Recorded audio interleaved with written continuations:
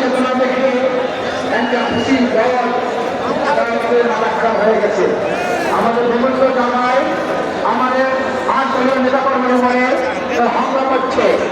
আমি এই সরকারকে পরিষ্কার করতে চাই, এক ফেসিস্টকে যেভাবে হারানো হয়েছে, আজ যখন লক্ষ্য ফেসিকে আনুমান ঘটে আমরা কিন্তু বরদাস্ত করবো না।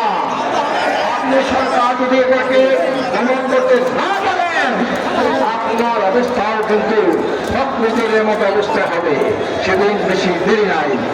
সংগ্রামী ভাই আমার, আজকের 5 দফা জানেন, 5 দফা হয়ে গেছে জনগণের দফা, জনগণের দাবি, পার্লামেন্ট গঠনের দাবি, দুর্নীতি নিঃশাসন মুক্ত এবং সুসংবদ্ধ কল্যাণ রাষ্ট্র প্রতিষ্ঠানের দাবি। সংগ্রামী ভাই আমরা আসুন, আমরা সবাই কমতে থাকবো, তাদের কাজ মিলে থাকবো। আমরা বাংলাদেশটাকে নতুন বাংলাদেশে দেখতে চাই। এই কাঁচা গঙ্গা রাজনীতির আমরা খবর রচনা করতে চাই। আমরা একটা স্বৈরাচার মুক্ত দেশ গঠন করতে চাই।